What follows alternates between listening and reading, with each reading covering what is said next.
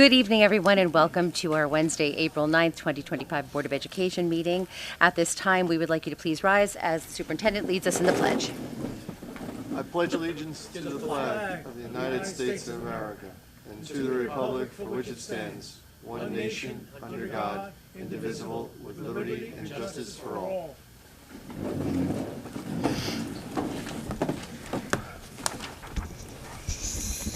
Thank you so much. Mr. Mono, any changes to the meeting agenda? We have two changes. We're going to reverse number 7 and 8. Public comments will be 7, and items for board discussion will be number 8. And we have an addition of item 9B, stipulation of settlement and general release regarding student on confidential Schedule A that was discussed in executive session. Thank you. All right. We will turn now to the very exciting part of the evening and recognize some of our fantastic athletes. Dr. Scanlon. Yes, I'd like to recognize our Executive Director for HEPERA, Mr. Finnerty, to come up and present all the lovely awards from our winter sports season. Can I close that? Yeah. Thank you. All right. Good evening. I'd like to thank the Board of Education, our central administration, and the community for taking the time tonight to honor our athletic teams and some individuals who competed this past season. Ward Melville had a wonderful winter sports season, with most of our varsity teams making the playoffs. We had some individuals and team awards, including league and county champions. Some individual athletes competed at the state level. To highlight our greatest achievements, our girls fencing team won the county championship, and individual fencers Kiki Lau and William Dreyer won the individual county championships as well. Jonathan Seaford won the New York State Indoor Track Championship in the 1,600-meter race, and our cheer team won their second state championship this competitive year.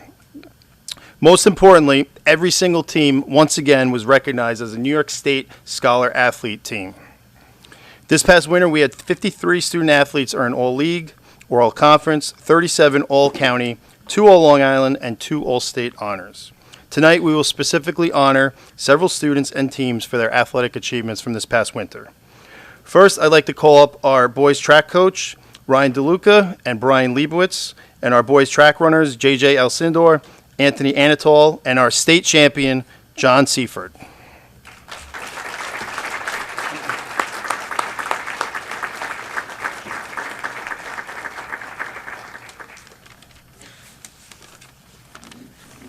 Good evening.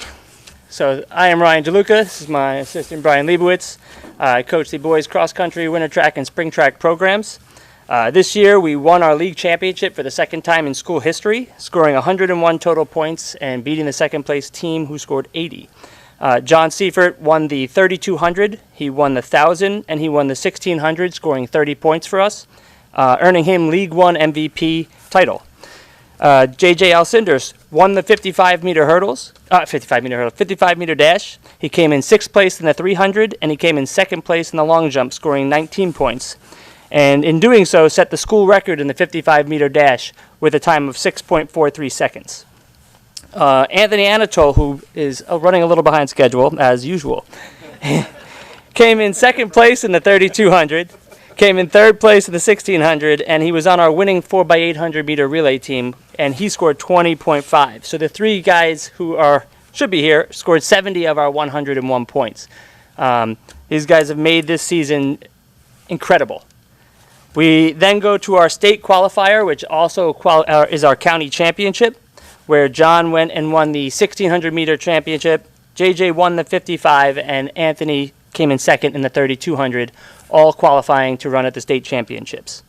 At the state championships, JJ ran through an injury, still finished in a time of 6.58, which would have been a school record had he not set it at the league championships. Anthony ran a 9-second personal best of 9:25 in the 2-mile, and John Seifert set a school record in the 1,600, running 4:15 and winning the state championship. This was the first time since 2001 that a Ward Melville runner has won the state championship, and the second time in school history, so it was a pretty big accomplishment. And this is all coming off of a cross-country season where we won the county championship for the second time in school history, the first time since 1973. Yeah. So these guys have been really putting in a lot of work. It's been a lot of fun to watch. John and Anthony then went to the New Balance Nationals and accompanied by their teammates, Luke Jansen and Andrew Senf, set a school record in the 4x mile running 17:51, which was a 18 second PR, and they finished 11th of 35 in the nation. So, round of applause for these guys. They did a great job this year.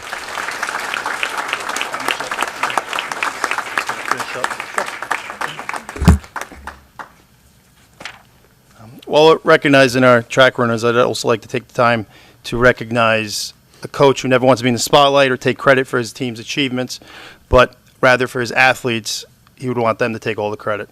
I'd like to recognize our track coach, Ryan DeLuca, for all of his years and accomplishments as a cross-country and track coach.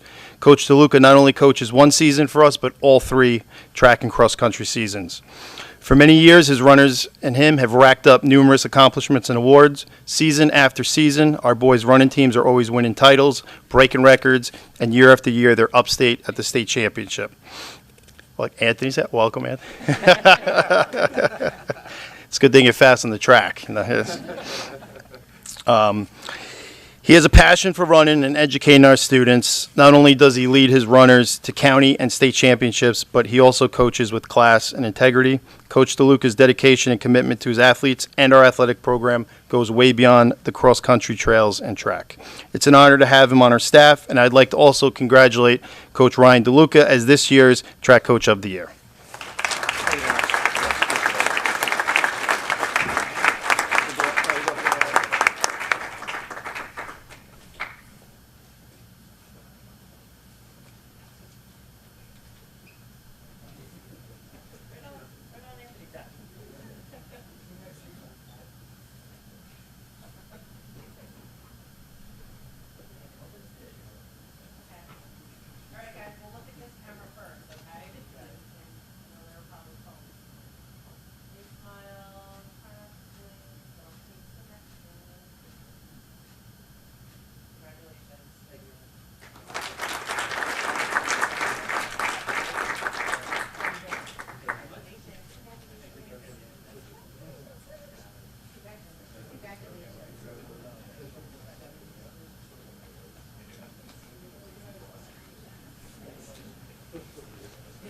Yes, stay ready.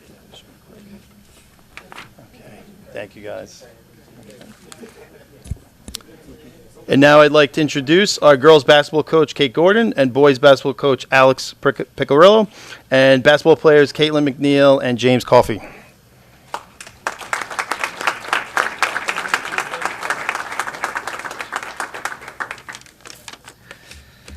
Good evening, everyone. My name is Kate Gordon. I'm the girls varsity basketball coach at Ward Melville High School. After a great first season making the playoffs, winning a playoff game, I'm proud of the entire team and program. However, tonight I'm here to celebrate and honor the heart and soul of the Ward Melville girls basketball program for the 2024-2025 season. That's undeniably Caitlin McNeil. Caitlin, your journey here hasn't been an easy one. Facing an ACL injury is a tough blow for any athlete, but you met the challenge head on with incredible resilience. Then came a new coach, me, and with it, a new vision for a team and a program. Change is very difficult, but Caitlin embraced it with open arms. More than just a player, she became a leader. She understood the new direction, championed it amongst her teammates, and consistently set the standard with her positive attitude and her passion for the game of basketball. What truly sets Caitlin apart is her unwavering support for her teammates. She is the definition of best teammate. Always encouraging, always lifting up others, always putting the team first. For me, as a coach, Caitlin is invaluable. Her insight, her understanding of a team dynamic, her willingness to help bridge the gaps made my job so much easier in my first year. Caitlin, you have been instrumental in building the foundation of this new and improved girls basketball program at Ward Melville. Your leadership, your incredible team spirit, your willingness to embrace change have set a powerful example for everyone, and noticed not only by your teammates and your coaching staff, but by every other coach in League One. And because of your passion for your team and support, you were named the unsung hero for the season. Thank you, Caitlin, for everything you've done. Your impact will be felt for the years to come. Can't wait to have you back on the floor next year.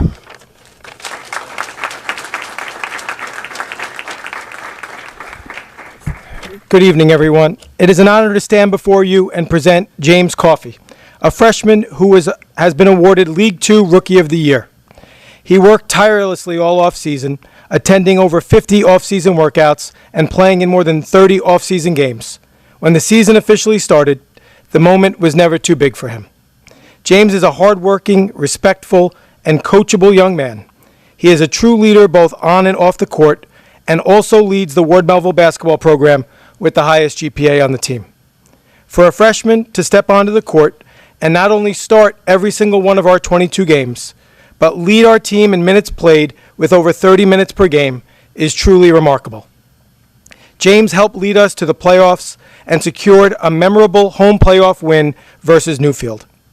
During this past season, James led the team in assists, led the team in deflections, and was second in scoring, all while running the show from the point guard position. For a young player to take on such responsibility and perform at such a high level is unheard of. James's maturity on the court, his basketball IQ, and his ability to rise to the occasion make him not only an incredible player, but also a true leader. What makes him even more exceptional is his character, his humility, his work ethic, and his commitment to being the best teammate. James, I have no doubt that this is just the beginning of what will be an outstanding career for you. I look forward to watching you continue to grow and excel both as a player and as a young man in the years to come. Congratulations on this well-deserved honor, and I'm excited to see what the future holds for you.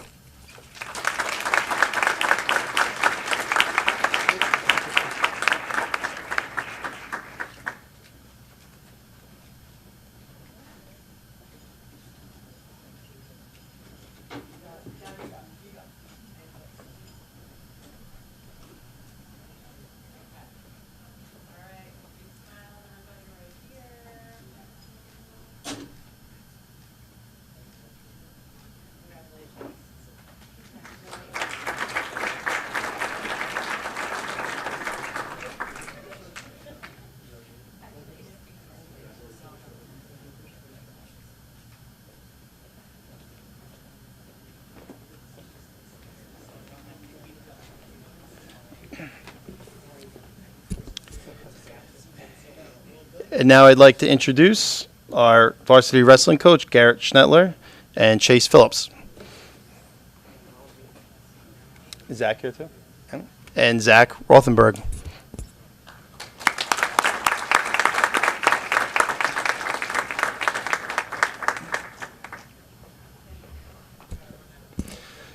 Good evening, everybody. I'm proud to stand here tonight to recognize two incredible student athletes, Zach Rothenberg and Chase Phillips, who earned their 100th career varsity wins this past wrestling season. Zach, a senior and all-county wrestler, has been a consistent leader in our room, someone our younger wrestlers have always looked up to. His quiet determination, relentless effort, and willingness to do whatever it takes to improve have been the foundation for his success. He's battled through tough opponents, injuries, and long seasons, and he's never once taken a shortcut. His dedication to this sport and to his team is truly something special. Chase, only a sophomore, has already built an impressive resume. 3-time All-League, league champion, 2-time All-County, and a county finalist. With 2 full seasons still ahead of him, Chase is the first underclassman to achieve 100 wins at Ward Melville in the last 10 years. He trains year-round, puts in extra work when no one's watching, and carries himself with focus and humility of someone far beyond their years. Both of these young men have sacrificed time with friends, weekends, and even parts of their childhood to chase greatness in a sport that demands everything you've got. And they've done it with heart, class, and grit. Chase, Zach, your accomplishments speak for themselves, but it's who you are and how you've earned them that makes us all very proud, so congratulations. Before I close, I'd also like to just acknowledge six young women who couldn't be here tonight because they're being honored at the Suffolk County All-County Dinner. Clover Vandervelden, Ophelia Rosenthal Vincenti, Anya Rosenthal Vincenti, Julia Zakowska, Madison Vega, and Ava Sevdalakis. These 6 athletes were part of the first ever New York State Girls Wrestling Championship team, competing and making history by bringing home the state title. We are incredibly proud of all of their hard work, their courage, and the doors they've opened for the future of girls wrestling in New York. Thank you.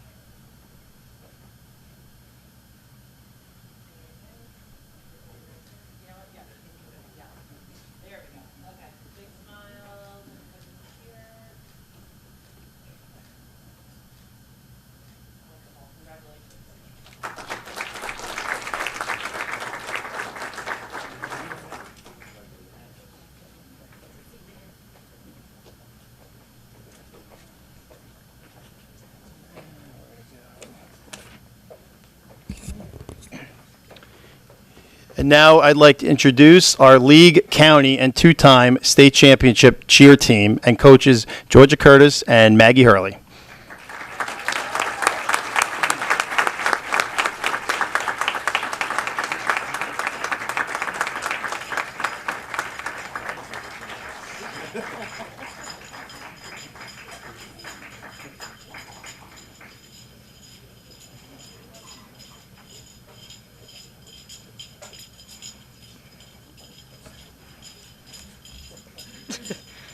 The clanging of the medals.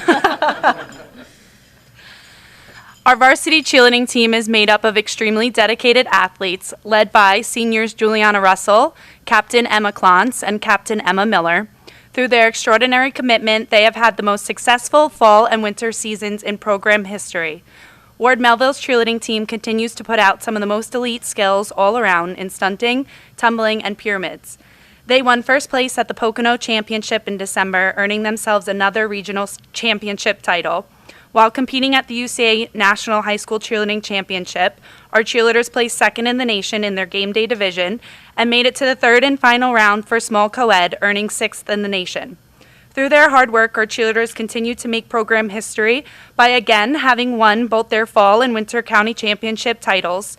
They continued on to win their fall game day state championship and just won the co-ed state championship title for the second time this past March. This makes New York State cheerleading history, as no team has won both game day and competitive cheer state titles in 1 year. Our talented athletes were also able to be named All-County and Academic All-County athletes for both game day and competitive cheer. This year has been one for the history books once again, and it has been amazing to watch our seniors lead us through it all. Us coaches are so incredibly proud of the work ethic and achievements put forth by the varsity cheerleaders.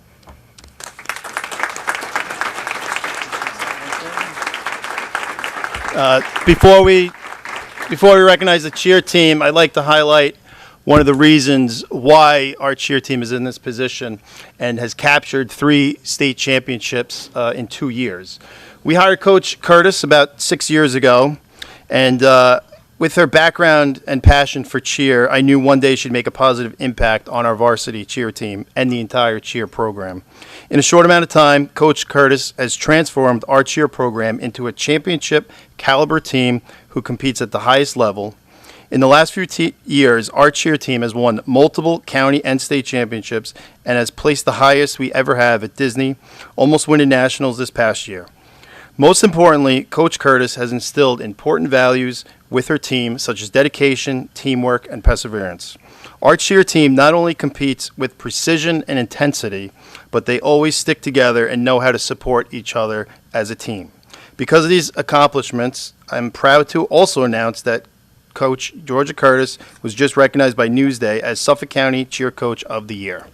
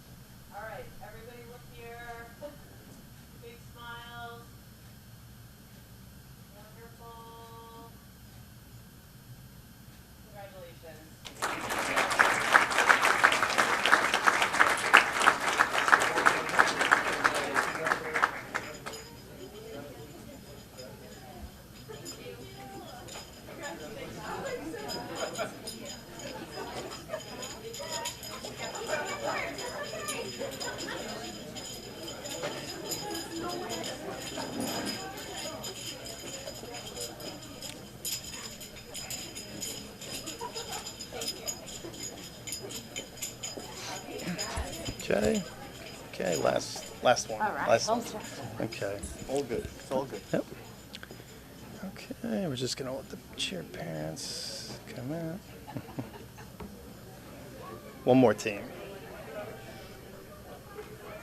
Good time. One more team.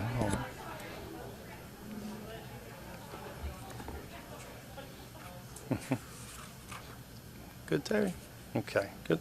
All right. And now I'd like to introduce our county champion and Long Island finalist girls fencing team and their coaches, Coach Ginny and Joanne Siskidis, and our individual male champion, William Dreyer.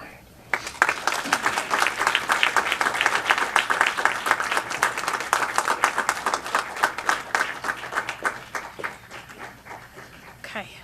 Good evening. I just want to say that it was a real honor this season to watch these amazing young women take their county championship. Sorry, hello.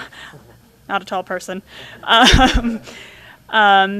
Every day they came to practice, they showed absolute dedication for the sport. Our captains were amazing leaders. They helped everybody that they could that was new to the sport.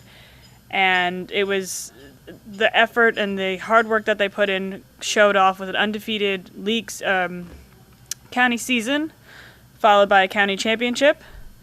And then we had all of our starters went to individual county finals.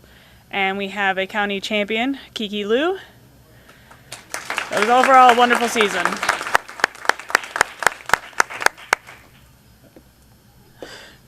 Hello. I'm taller. So we did have an individual county champion in men's saber, William Dreyer. He has been an amazing asset to our team since he has joined it.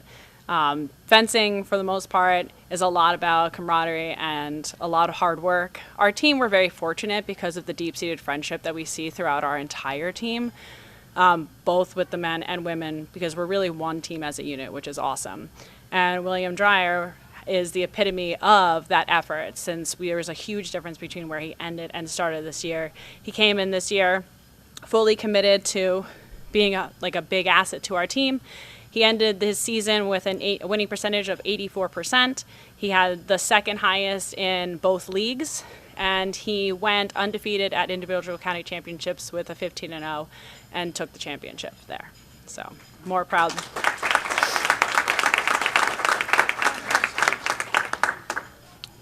And I can't help but mention, if you don't know, Ginny and Joanne are sisters who fenced at Ward Melville, and it is extremely difficult to find fencing coaches in Suffolk County or New York State. So, and they've been with us for a few years, and I just want to say they've done a great job bringing this program back to its championship level. So thank you, Ginny and Joanne.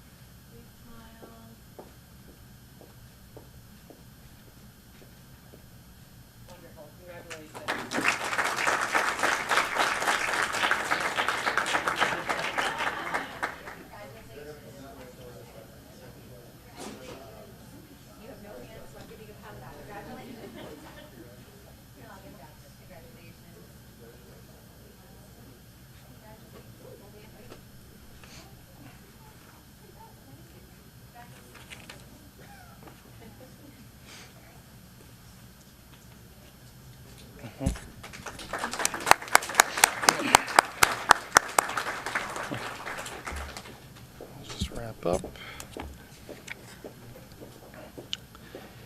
And, as always, I'd like to thank our parents for all their support, our student athletes for all the hard work that they put in, and our dedicated coaches. On behalf of our athletic department, thank you for providing us with this opportunity to highlight these great accomplishments, and it gives me great pleasure to be our athletic director. Thank you. So Mr. Finnerty, once again, you have another championship season with all of the teams. Your hard work and your dedication, your leadership among all the coaches is truly appreciated. It's amazing to see the quality of the program under your leadership over these past several years. So thank you very much from the bottom of our heart.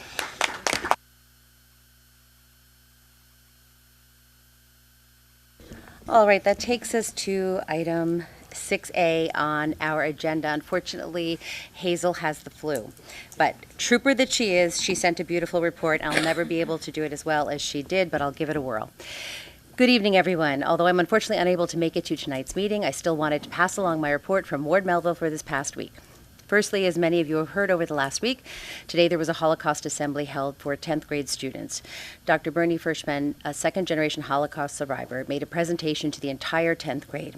He shared the powerful and harrowing story of how his father, at just 10 years old, survived alone in a Polish forest for 3 years after the Nazis entered his village of Lidwina, Poland. Dr. Frischman's message helped students to develop a deeper understanding of how dangerous hatred, prejudice, and anti-Semitism can be. His presentation helped inform 10th graders on the importance of acceptance, kindness, and respect. Moreover, in some exciting news, it is official. The class of 2025 valedictorian and salutatorian have been selected. A huge congratulations to Oliver Wu and Alexander Song for this incredible accomplishment. We can clap. That's a big deal.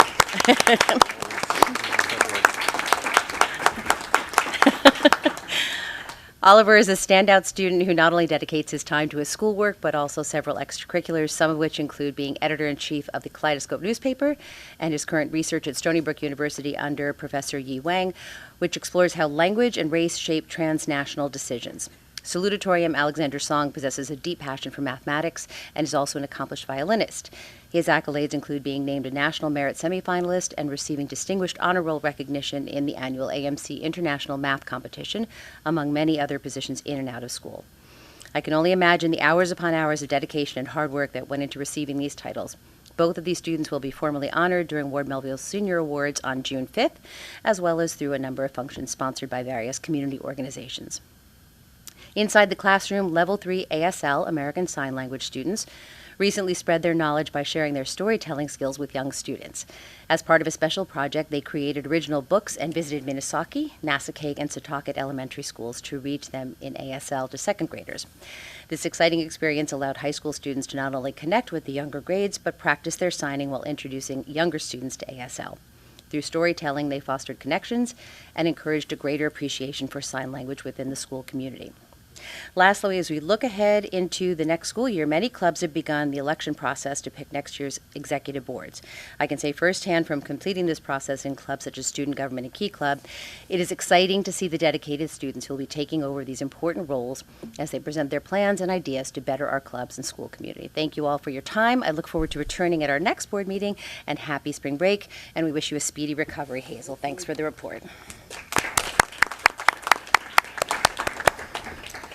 Okay, going to 6B now. That is our budget presentation. We turn it over to Mr. Carlson. Thank you. Okay, so I'll start off. I'll do a little bit of a recap of where what we've done so far, what brings us to where we are. Then I'll turn it over to Dr. Scanlon to discuss the staffing changes for next year, and then I'll wrap this piece up. Tonight is the night the board adopts the budget, which is just the process. Once the budget is adopted, the final dollar amount of the budget doesn't change after that. So that's actually when you go to vote on a school budget, what you're voting on is the total dollar amount of the expenditures. When the board votes to adopt the budget, what they're adopting is the dollar amount of the expenditures. The board does not vote on what the tax levy is going to be, and nor do you, as residents, vote on what the tax levy is going to be. That might determine how you vote on the budget, but what you actually vote on is the dollar amount of the budget. So we always start out with the tax cap. And I know I've said many times before, we still hear in the media the 2% tax cap. It's not a 2% tax cap. One of the factors to determine what the tax cap or maximum allowable tax levy can be up to a 2% increase. It can be lower than that, but that one factor. It can be lower than 2%, but not higher than 2%. For this year, that factor is 2%. There are other variables in determining the cap itself, and the cap varies from district to district and from year to year.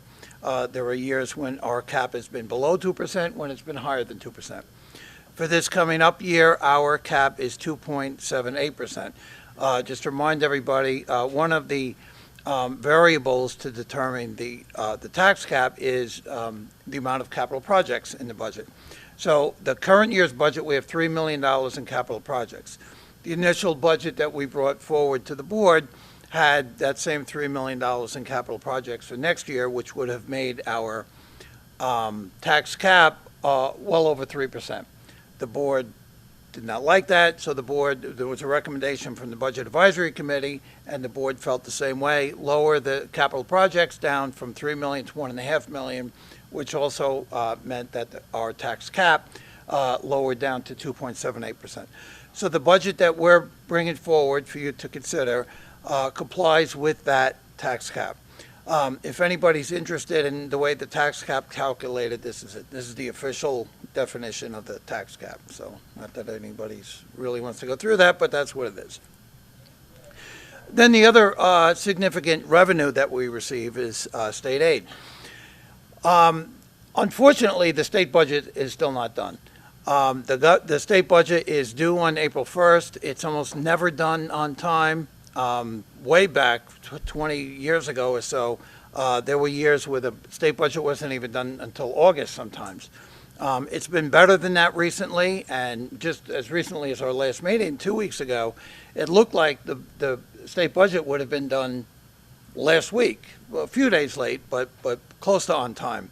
Now it's sounding like it might drag on for a lot longer because of certain policy changes that the governor wants to make certain policy changes and make them part of the budget process, and there's not agreement among the state assembly or the state senate. So hopefully that doesn't take too much longer to get the budget done, because we would like to know how much we're going to get next year. In the governor's budget proposal she had released, it had us getting an increase of about $238,000, not counting building aid. And I say not counting building aid because that is a separate part of the tax cap calculation, and it can skew things. So that's why even sometimes when the state ed department reports state aid, and sometimes in the media they'll say excluding building aid, because that's calculated separately for the tax cap. So we're hoping that our final state aid amount will go up with the final budget. It normally does. That doesn't mean it always will, but it normally does go up from the governor's budget proposal. Now, both the state assembly and the state senate are recommending a higher increase than what the governor proposed. So that's why we're pretty optimistic that we'll get a little bit more than that. The increase that the governor used, the $238,000 increase is a net increase. Most of that comes from an increase in the foundation aid, where the governor proposed every district get a minimum 2% increase in foundation aid.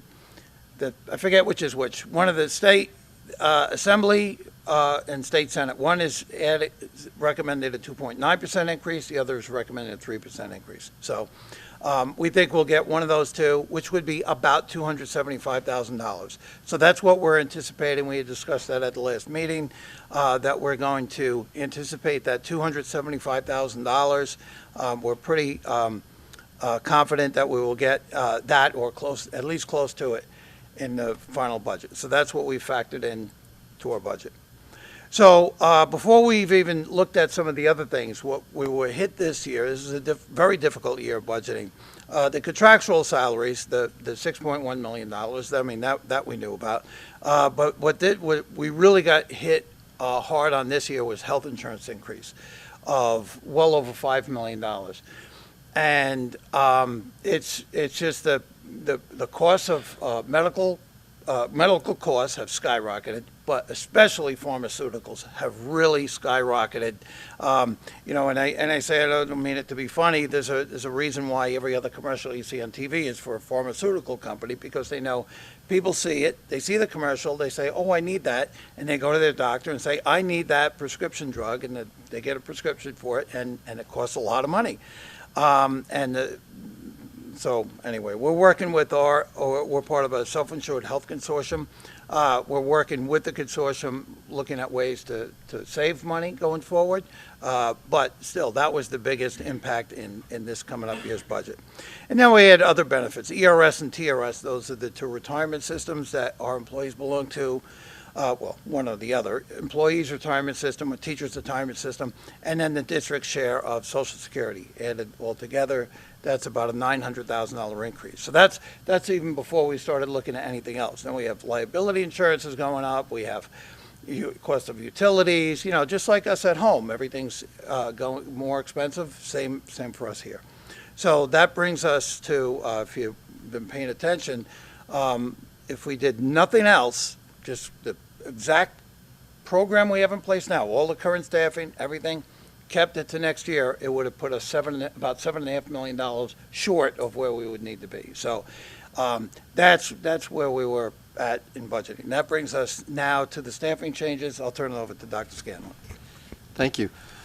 So first, I want to start off by thanking all the unions that we work with in the district and their cooperation, realizing that we're under a very stressful time financially. We're very grateful for the mutual conversations and brainstorming about how we could go about making some changes and some concessions in order for us to be able to achieve the goal of providing the best quality education for our students in the district. If you notice, the numbers on the screen now compared to last time are a little different. Well, one of the reasons is because we had 47 students on a wait list for pre-K, and we decided that since we can do the pre-K program in groups of 18, we pulled 36 students off the list. So that meant that we are opening up an additional section now over at Arrowhead for pre-K, servicing a larger group of students. We get $2,700 per student per year for the program from the state for the age, since it's a part of a UPK program. And then the enrichment program we are maximizing. So this has allowed us to decrease from 14 teachers in the elementary level being accessed to 13. The secondary net reduction is due to the fact that as we transition to 9th and the 6th grade up, and we've maximized our class sizes, we've been able to lower those numbers down. We also have the largest class in the district is graduating. The senior class is around 525 students. So as they leave, the classes behind them, there's no class larger than 500 in the entire district. In fact, as of this morning, the kindergarten class coming in is 301. So it's a significant difference in the number of students. So to that end, to next with the TAs, we went from 29 being cut last time to 28. Since we added the enrichment program, a TA went into that program. And then we also looked at the SCAs as well, and we started, that'll be on the next chart, we cut those down from 15 to 7. The lead positions, we're working with the union to determine whether or not we need all leads. There are 34 leads right now in the district. We're looking to see what we need to operate next year. And then as I said, with working with the administrative union district, we were looking at either 10 administrative positions being cut or concessions from the TVSA, and I'm happy to say that we've been working very closely with them, and we're close to having that completed into the board for review to go forward. I'll do the next slide. So the non-instructional staff, we're also cutting 3 clerical, 3 maintenance and operations, and 8 of the monitors. It was 15, but as I said, 7 of those positions are going back to cover the pre-K enrichment programs and the additional pre-K program. We've made additional cuts in summer reading and math program. That's about $123,000. The co-curricular activity programs at Ward Melville High School and basically throughout the district, we're looking at an average attendance in clubs and sports at 15. We have no teams that are below 15, so because we have some teams that are combined with other districts, but we do have a few clubs that are less than 15 average attendance. We've cut overtime district-wide, and we've also utilized some grants as well with all of this. So we're really working hard to try to mitigate the circumstances of all the different cuts. One of the areas we're also have been is on there is some of our TOSAs. Those are teachers on other assignments, and the IG fourth grade program. So that's what's put us in the position right now. If we're able to cover our entire budget as it stands, the $7.6 million, with all of these cuts put into place. Mr. Carlson. So, as Dr. Scanlon mentioned, with those cuts, that brings us to where we at least need to be to comply with the tax cap, and that would mean our budget-to-budget increase is just under $2 million, which is a 0.84% increase, and the tax levy, 2.78% increase, which complies with the tax cap. And the reason you see the disparity in that is because a couple of reasons. One is that the percent increase on tax levy, it's on a smaller base than on the whole budget. But also, part of our tax cap calculation, as I mentioned when I talked about capital projects and also building aid, is a reduction in building aid, which we knew was coming because the building aid from our 2007 bond referendum just ended, so we knew that was coming. So that shows up on the tax levy side, not on the budget side. So, and then in fact we lowered the capital projects by $1.5 million. So those are the percentage increases of the budget that we're bringing forward for the board to consider tonight. And again, because it complies with the tax cap, it would need the simple majority of voters who vote on the budget to vote yes in order for it to pass. As for anybody who doesn't know, if it's above that tax cap, it would require 60% of the voters to vote yes. We tried that 2 times in the history of the tax cap. We're successful neither of those times. Once the first year of the cap, which was 2012, and then again in 2021. So if the budget doesn't pass, there's a couple of options, same as always. So the board can decide, put the same budget up for a revote, revise the budget, put that up for a second vote. Either way, if there is a second vote, it's on the 3rd Tuesday of June. Or the other option is go straight to contingency, not even have a second vote. But either way, if we do not have a budget that is passed by the voters, we go to contingency, either because it failed the first time and there was not a second vote, or a budget failed the second time. And being on contingency means no increase to the tax levy at all, and from this budget we're proposing, we'd have to cut another $4.8 million for there to be no increase in the tax levy. So hopefully we don't get to that point, but if and when we do, then we would discuss with the building district-wide administration, and then with the board, what do we do with that? So the voting day, 3rd Tuesday of May, May 20th, all the voting is at Ward Mobile High School now in the gymnasium. For security purposes, it's much easier to secure that area than when we used to have it in the elementary schools. And now, starting, was it last year or the year before? Early voting is allowable now. So if anybody's interested in partaking in that, you would contact the district clerk. So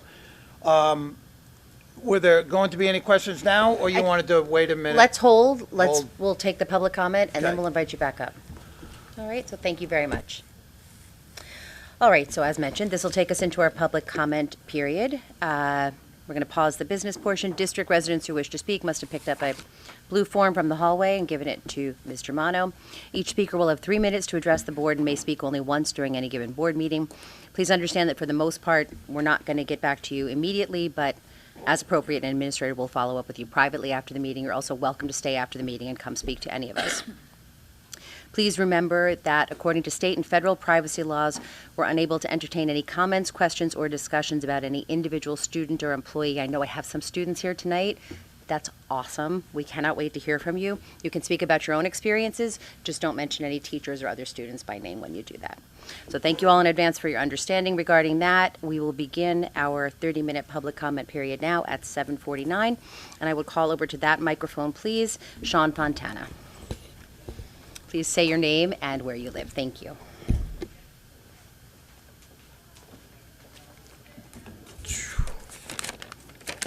Name and address?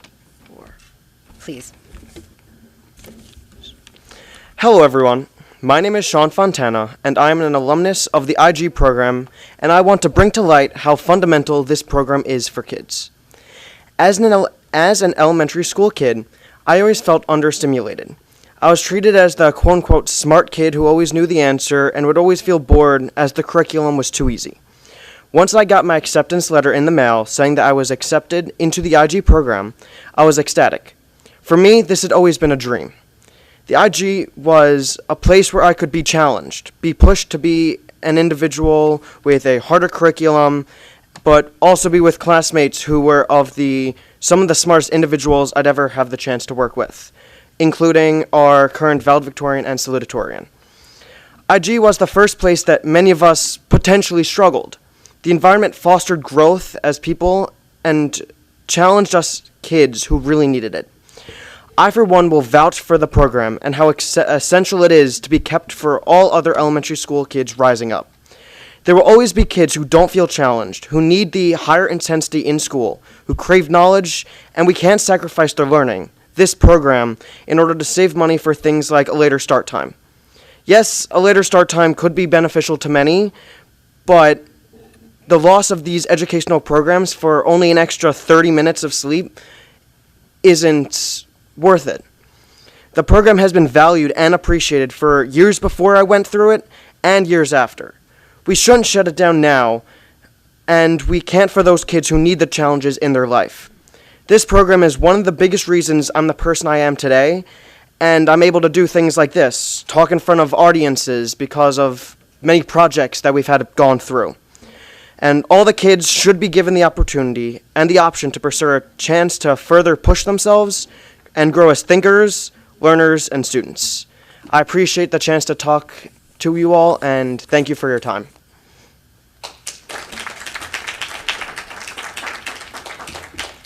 Thank you, Sean. All right, next up, same microphone, familiar name, Shari Fontana. Yeah, it's slightly related. Shari Fontana. Good evening, Dr. Scanlon, Dr. Biscari, esteemed Board of Ed trustees. I stand here before you to express my sincere disappointment. I do not envy the difficult job you have been faced with this year to come up with a budget that is acceptable to most while dealing with the extreme financial constraints placed, all while meeting the needs of the students and the contractual obligations of the district. With this in mind, I am left completely perplexed with how anyone can justify making cuts to academic programs, many of which don't cost the district much money, yet are considering adding costly non-academic programs. Isn't it the job of school districts to educate all of our children? Over the last 10-plus years, this great school district has said time and time again that they are vested in the IG program and are here for the benefit of our students. I have always assumed this meant all students, but I guess I was wrong. The recent decision to cut the fourth grade IG program, which will ultimately lead to the cut of the program in its entirety, yet not having any alternatives in mind to offer, has my mind boggled. I am sure you never would cut any sports programs. These high-ability learners that participate in the IG program are basically a different type of special needs students, only they are not protected by any laws and certainly deserve better. I know for a fact that several families have moved to the Three Village School District to have access to the IG program, since most other districts do not offer anything similar. At the last Board of Ed meeting, I sat in awe to hear trustees mention that the reserves are like a bank account to withdraw money, and that our district is bankrupt, yet are pushing to implement a costly non-academic program that will be costly every year afterwards. The bank account is only as good as the money that is deposited into it, and if we are bankrupt, how can we afford this costly annual program? I strongly urge you to reconsider the many academic cuts and non-academic additions you are proposing. Remember, all of these costly additions will come at an annual cost increase. Thank you. Thank you very much. Barbara Rosati.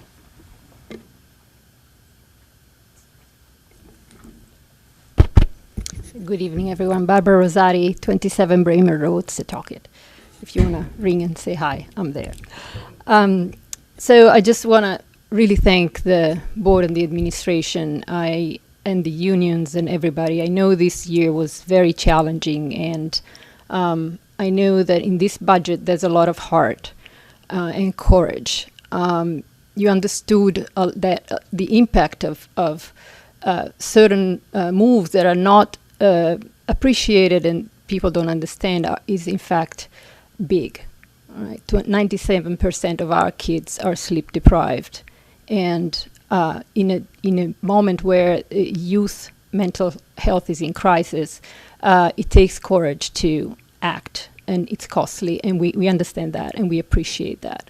1,700 people in your community had a petition in 2019. It's been long. We participated. We tried to help. We participated in every committee to try and explain why this was important to us, and to see that you, in a very difficult time, are recognizing this and are helping this large part of the community, and also others who didn't participate because at the time their kids were in elementary school and they didn't realize the problems of this issue of the early secondary start times is just heartwarming, and I want to thank you all again. Thank you very much. All right, next up, Hua Wang.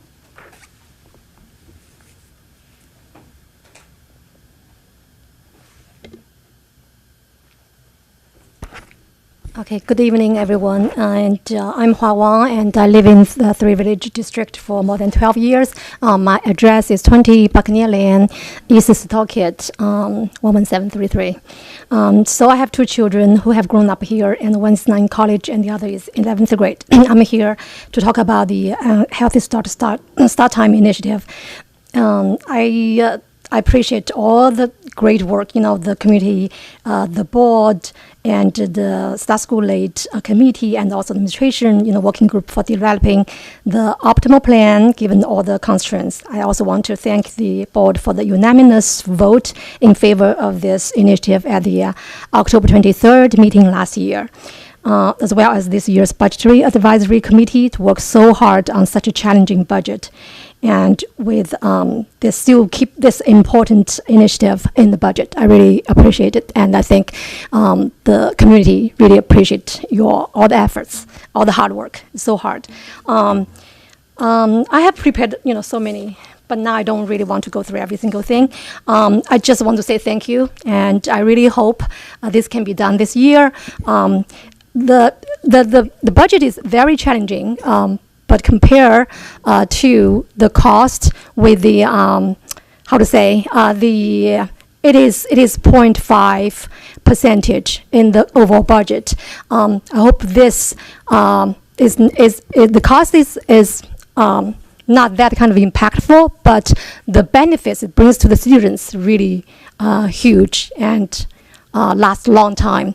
And I don't see any reason to postpone for another year because we have been advocating this. I personally, since advocating this since 2018, when my first child, graduated from the elementary school to the middle school, I feel shocked, with all the changes and everything, and I feel the importance of this. And then in our community, the NISA sitting here has been advocating since 2010. It's 15 years now. So it's like year by year. I know there's always any situation we can say it's not applicable because we have this and that.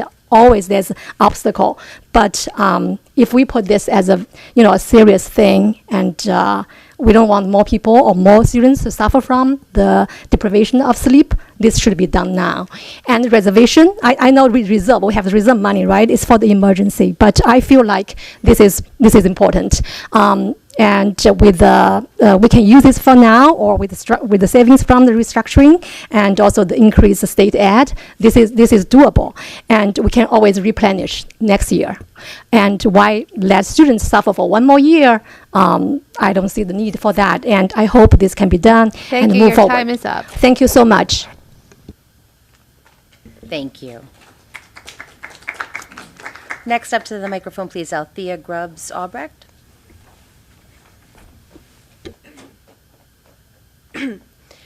My name is Althea Grubbs Albrecht.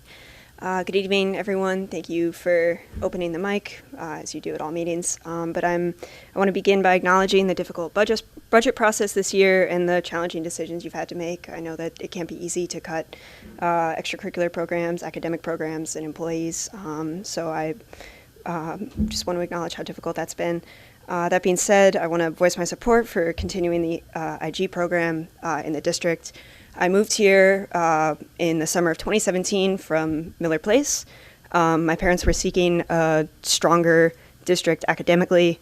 I was able to join the IG program as a 6th grader in the final year of the program, and I had a wonderful experience. I was finally able to be challenged by my curriculum after years of just feeling sort of bored in class and seeking enrichment through programs like Math Olympiad, mock trial. I was finally able to get that sort of experience in class among peers who were better than me, honestly. Like, I had always been a very talented kid in class and very sort of a know-it-all, you know, but once I joined the IG program, I was towards the bottom of the pack. So it was wonderful to finally get that experience, and it really prepared me for academic struggles in junior high and now in high school. As a high school student, I've had to study a lot, and I've had to work really hard in all of my classes, which was something that my elementary school education prior to IG really hadn't prepared me for. I never had to study. I really didn't have to work all that hard. And so being in IG that one year, failing my first math test ever, it really it really helped me out. Just in terms of, you know, lowering my ego a little bit, and being able to interact with people who were like me and share ideas with those people. But I understand that the budget process has been very difficult. I know that we can't keep all the programs. I'm sure there's people who could speak in support of every program that's been cut, every staff member that's, you know, been let go. But I just wanted to share my experiences with you, and really talk about how important the intellectually gifted program was to myself and many other people like me. Thank you. Thank you. Farah Manzoor.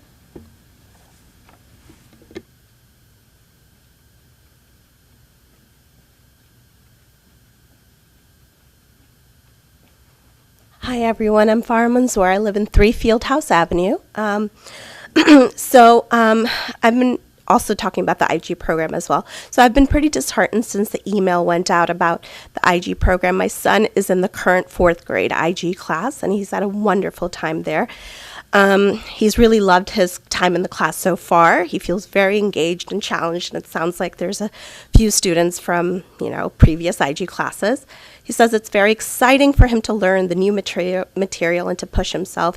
He especially loves math, and it's been great to be surrounded by other kids who also love math as much as he does. And the friendships in his class are also great. They play soccer outside, but they also challenge themselves by doing speed cubing, which he always comes at home with new hobbies that he's learning from class. So not only is he enriched in the class itself, but even outside. Now he comes home and plays chess. It's a fun environment for him. And I think he finally feels challenged and in an environment with others who also have that same interest with him. So he's still going to be in the class next year. And I know for him, the program is still going to be running. But I also have a younger daughter, and I have other friends from work as well as in the community whose kids are younger that were really looking forward to having the same program. I was actually in a gifted program myself in a New York City public school when I was younger, and my experience was also wonderful. So it was lovely when I moved to the community to see that same type of program was here.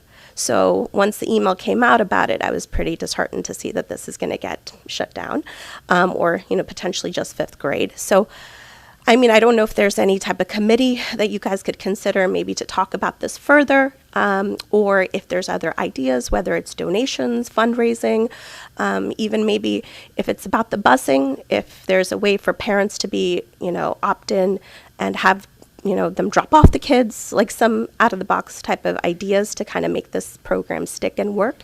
It would be nice to see if we can somehow keep the program. It would be great if it was 4th and 5th grades, but if it's just the 5th grade, as long as some part of the program's still running, it would be great. That's it. Thank you. Thank you.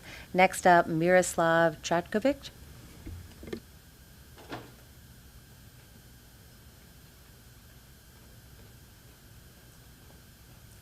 Hi. Actually, I wasn't planning to ask anything, but I was about the budget. So it's about 5% increase, basically, all the cost if you had to get it at 12 million and budget about 240.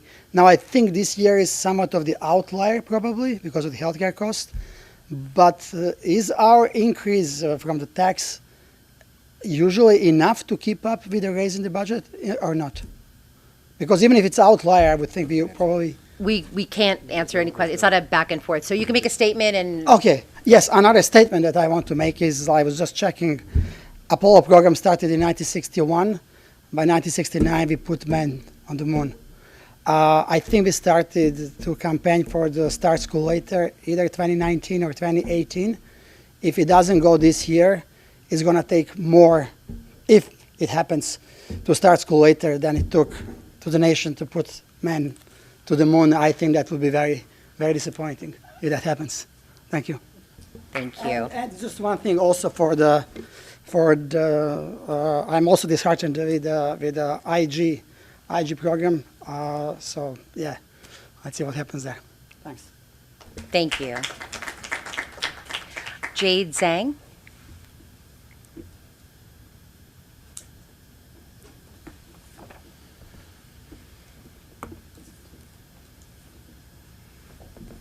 My name is Jade Zhang. I live in 9 Bremer Road, Setauket. I didn't plan to speak, but after Mr. Carlson went through the budget, I feel like need to say something. Want to thank everybody on the board and the union worked together. Really hard time to come together with the budget. So finally, something really important to this district, to the parents, to the community, the Star School is in the budget. I think this is a milestone and historic, and I hope that will prevail. I know today is the voting time, and this could fail many, many times before, and lasted until today because there's enormous support in the community. We all want our children to be academically excel, but they need health first. So if I have to make a choice, health first. And the second thing is same thing, with IG. Very disappointed to see it go. We have 2 children. One participated by IG, the other we choose not to participate. For our own experience, the IG is a very good program. But sometimes not for everybody. And the one child didn't go to the IG program eventually.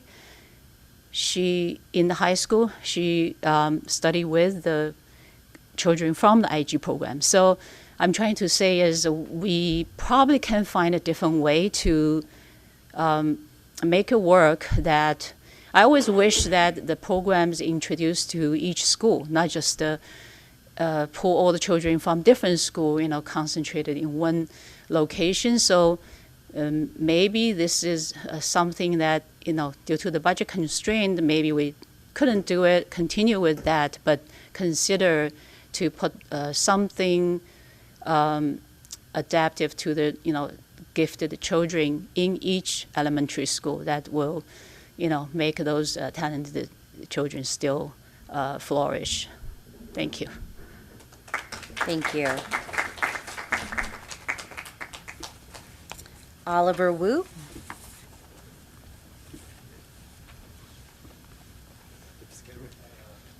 Hello. Hi, Dr. Scanlon. Hi. My name is Oliver Wu. I'm not going to say my address, but I live in Stony Brook. And I wanted to speak today because I am extremely disappointed and concerned that the district is planning to phase out the IG program. I didn't really recognize for many years, but looking back now, it's shocking how impactful that program was for me personally. Meeting the students there, they exposed me to different ways of looking at the world, ways of thinking, and different ideas that shaped my own interests and what I want to do in the future. And it was really big for me. I don't know if I would be interested in the same things I am now if not for that program.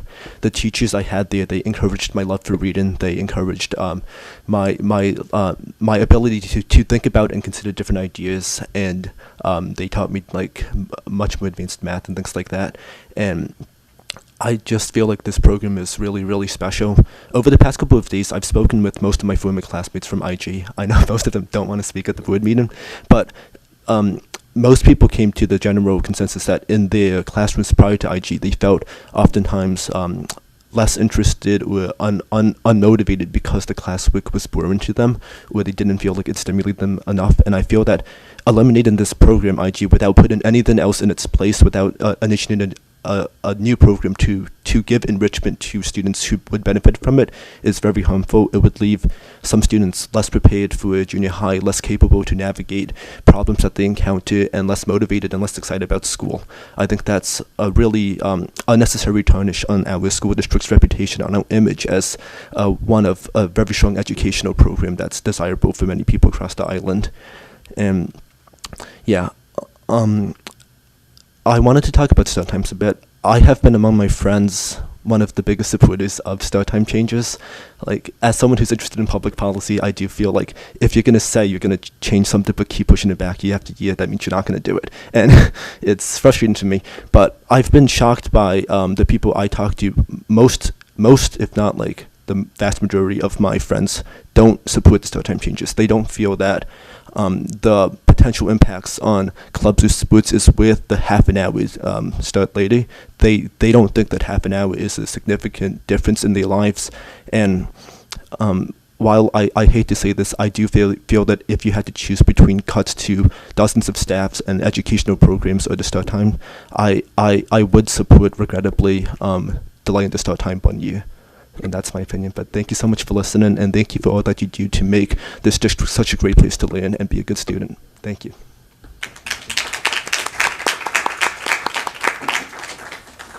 Thank you very much to all of our speakers. Now we have a few that were submitted by email. The first is from Sujatha Goranathan. I'm a parent of 3 young children in the district and wanted to send a letter to read at the board meeting about my feelings regarding some of the proposed changes. I do want to begin by saying that we have been happy since we moved to this district more than 7 years ago and have been generally supportive of the decisions made by the board and district administration. Having said that, some recent propositions have seemed rushed and not aligned with the wishes of many families that we know. First, I have 2 children currently in the IG program, one in 4th grade and the other in 6th, who have greatly benefited from this program. They are much happier with the pace of classes, the level of assignments, and in many cases the friendships that they've made than they were prior to being in this program. I think Three Village does a good job of accommodating children with different learning styles and abilities, and I hope that we can continue to have a supportive environment for high-achieving kids, either in the form of this IG program or an alternative program that aligns with the budget. I'm most concerned that this program was taken away with very little notice and with nothing proposed to replace it in order to support these kids moving forward. I have a high-achieving 1st grader who will not have the same options that my older children had, which is very disheartening. Second, while I will not dwell on it too long, I also hope the board will prioritize the change to later start times for the middle and high schools. I think most people are in agreement about the importance of sleep in growing children, and I know my family that the ability to sleep an extra 30 minutes or more in the morning would make a significant difference to well-being, happiness, and high functioning, especially in the cold and dark months of the winter. I sincerely hope you will follow through on moving the start times later. Thank you so much. The next is from Globin Hu. Many parents have already shared expert opinions and statistics demonstrating that later school start time is essential for our children's health and academic performance. When compared to the overall education budget and other expenditures, the additional cost of implementing SSL is minimal and certainly worth the benefits it brings. So why are we still struggling with this decision? We must ask, who is standing in the way of our children's well-being and success? Please know that a majority of parents are closely watching tonight's vote. If any members vote against SSL, we will remember this when it's time to vote in the next election. And last, from Samuel Gruszewski, we're writing to ask for more details about the district's plans for the IG program. We understand that the budgetary constraints are significant, but we wonder about the decision-making leading to the cancellation of IG 4th grade next year, and whether there could be a way to continue the IG program, just better controlling its cost so that the eligible students are not held back in their development. Does the Three Village Central School District plan to offer any enrichment or more advanced learning opportunities for rising 4th graders who would otherwise be enrolled in the IG class? For us, the cancellation of the 4th grade IG class for 2025-26 was completely unexpected and very disappointing. To the best of our knowledge, there was no discussion or indication of such a plan, and no community input was solicited. In particular, all the communications from the district before the third grade OLSAT exam stated that the exam results would be considered when selecting for the IG program. We look forward to receiving more information. And that concludes our public comment period. So we will head back to the rest of our Can I agenda. respond to some of that? Probably not, no. No? No. So right now, we are going to go back up to items for board discussion. Did you want to address the STEM IG issues here? Certainly. Okay. So, yes, the decision for IG being cut is problematic for a lot of folks. Many of the families that are in this audience remember that I was the one that used to do the presentations, and then Dr. Biscari got to do that for the past 3 years on the importance of this. The history of the program, it's been in the district for a long time. In fact, it was actually in 3rd through 6th grade for many years with 2 classes with an average of 30 students in each class for many, many years. The expense for the program right now is part of the budgetary process, and it's not just the teacher, it's also the transportation. So it's approximately about $200,000 in that component. Some of the wonderful ideas that were presented here are very much appreciated. New York State is very unusual. This is one of the few states in the country where corporate sponsorship of programs is not permissible in public schools. Private schools can have corporate sponsorships all they want. Take a walk down to the Stony Brook School and you'll see things there. Public education does not. And that's a travesty because all of our taxes in the state are now influenced by that. You go to other states, the taxes are much lower because of the fact that there is corporate sponsorship. Now, it was done for a purpose that was seemingly good at the time to prevent companies from unduly influencing children in schools. But we've hit a point with the tax cap era where we are under the gun with money. This is now 12 years with the tax cap, and we're starting to see the ill effects of the caps and what we're seeing in our budgets. Yes, while enrollment's going down, the expense for educating students is higher and higher every single year. And it's not just contracts with teachers. As I indicated to the board earlier this evening, some of our vendors are raising rates 34%, 14%, so far outside of our range. Even our transportation costs are going up 4%. It's unsustainable with the 2% cap, trying to mitigate those costs. So no one supports the idea of the IG program continuing more than we do. But we need to find other ways of how to maybe handle this. I wish we could do fundraising. I traveled down to Florida quite a few times, and you would drive on I-95, and it always struck me as funny when I would drive through Virginia, and the football field in one of the Virginia school districts is sponsored by Marlboro. So it's a little odd. I don't know how they do that. Maybe all the kids get a pack of cigarettes at the halftime and smoke up, so that they give a lot of money. Virginia's a big tobacco state. Going to the start time for a moment as well, if I may, before we get to the STEM idea for a moment. The cuts that we're experiencing, we have cut athletics in this district. What we said as a precedent for this, there are no sports that are under that number at this point in time, but it has been done in the past. One of the things, I appreciate the idea about the transportation, but if we have universal transportation, a parent can't abrogate their child's rights to transportation. So even if a parent drove their child to school, we would still have to provide the bus, even if you're not riding it. So it's part of the bizarre education laws that exist in New York State.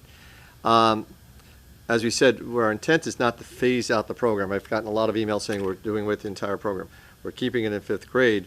Our hope would be, as we move forward, either as monies become more available, as we start to see more retirements, to phase it back in, and or at the same time bring back the STEM program, which existed prior to COVID, and unfortunately we never were able to do again. Once COVID hit, we weren't able to get that back.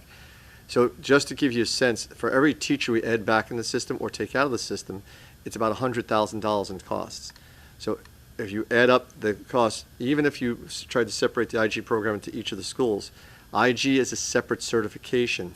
So we would have to have a certified teacher in each one of the schools, in each one of the grade levels.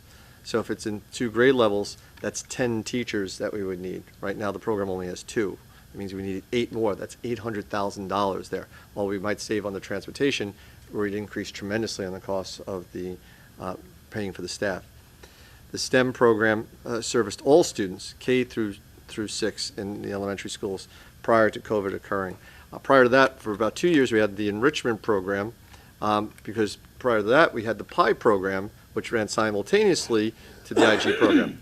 And just so everyone is aware, the PI program was brought here by one of Dr. Viscari's predecessors to do away with the IG program. It wasn't meant to be parallel, it was meant to remove, and it never got off the ground. My predecessor's first year as superintendent, when it was thought to remove the IG program, this room was filled with IG parents. Shari was here, several of the parents were here. I remember that night distinctly. They were very passionate about keeping the program, and we had to find the money for it, but it meant us having to cut something else. So that's the point that that Mr. Carlson has made several times. Any of the programs we take out or put in, something else has to come. If we're putting it in, something else has to come out. So that's how, unfortunately, how the tax cap period runs. Otherwise, we have to go above the tax cap. And sadly, with our track record in Three Village, going above the tax cap doesn't seem possible. Every time we attempt to do it, it gets shot down vigorously. Last year, we passed the budget at 65%. If that was the normal budget vote for us, we'd be putting the tax cap up, we go above the tax cap right now. I believe, Mr. Carlson, the number to go above the tax cap to keep all the existing programs with no cuts was around 7.1%. 7.1%. That's almost triple what the cap is right now. So not a lot of families would be in favor of that. So it's something we contend with on a regular basis. But I do appreciate the passion. This is only the beginning. The board is voting on the number tonight, not necessarily the programs to come in and out. That's what the next month and a half will be like, trying to determine what stays, what goes in this process. And we do desperately appreciate the advocacy. As far as the start time goes, just for edification, when I became superintendent, there was a full acknowledgement that start time is a health issue for our students, and we have to contend with it somehow. But as we put it up this year, and the board voted to put it into place and into the budget, which it is in the budget, I forewarned that we would not have the money for this in the budget. And right now, that's $1,014,000 of the $7.6 million of the budget that we had to come up with in between is for start time. So that meant we had to cut something else in the budget for that to fit in there. So that has been done. We are going to see larger class sizes in 9 of the grade levels in the 5 elementary schools of average class size of 26 to 27 in order for that to be accomplished, as well as cuts in other areas in order to meet that need. So that's what we have to do. While some parents may be in favor of it, I'm certain, I hope, if it stays in the budget, that the communication with the parents that will be incensed that their class size are at 27 in a district like Three Village, we will have the same conversation about this with those folks, because they're not calling you, they're calling us about those class sizes being, they're going to call the board members to express their displeasure. And literally, we are cutting every area. The only 2 units in this district that haven't been affected are the food service unit, because it's not in the budget, and the SAC program, because it's self-sustaining. Every other unit in this district by that budget presentation has been affected. Every other program in this district, we have across the board taken out things. We are bare boning in some areas. While we are not bankrupt and we are able to make payroll, as any business, as we move forward, you have to make cuts in order to do so. And unfortunately, we've had to do that this year, and it's cut very deeply. So if everything stays as is, we will see larger class sizes. If the community is willing to accept that, we can move forward. If it's not something that the community is willing to accept, we're going to have to look at other ways to mitigate this. Okay, so we'll continue the discussion now about the specifics of the budget. This is it, last crack at questions, concerns, thoughts. So I open it up to the board. So the budgeting process this year has been especially difficult, and so I do appreciate the difficult work of Deputy Superintendent Jeffrey Carlson and the rest of the administration to come up with a plan that has to balance the spending and the income. Right? Nobody wants to do staff reductions. Nobody wants to cut programs. I do somewhat agree with one of the comments before who mentioned that we could have better communicated our intention to cut programs, like the 4th grade intellectually gifted program. Families received a letter showing their children's score on the IG entrance exam, and then they were suddenly notified that the program was cut, right? Programs cost money, but communication does not. If we do plan to make future changes to IG, whether that's considering restoring 4th grade IG, or if someone's proposing any modification to 5th grade IG, or if we're exploring other options to ensure that all elementary school students will be challenged. I think I heard that the STEM and the PI programs mentioned. I think this should be clearly communicated in advance so that the community feedback can be taken into account before we make a final decision. Okay, who else?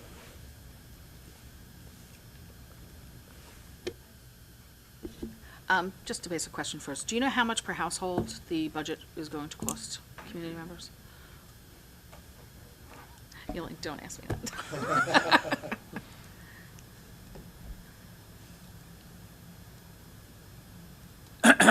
Approximately $336 that's the average tax increase for next year. Can you tell me, big topic right now is the start time. Can you tell me what that, if we don't have start time this year, what that $1,014,000 would go toward? What we can do with that? Well, that's more a That's question more for directed Dr. to me. Scanlon and for the board to Right. consider. That would be, if it were to come out, that would be what we'd be discussing with the board. There's a lot of different options. One, to lower those class sizes in the elementary, that would be a priority. You could certainly look at restoration of the IG program. As we said, though, that's a $200,000 component of that, of the $1 million. So right now, as I said, there's 9 grade levels with class average sizes in the elementary of 26 to 27. If you take 200,000, you're only going to be able to address 8 of those with the remaining money.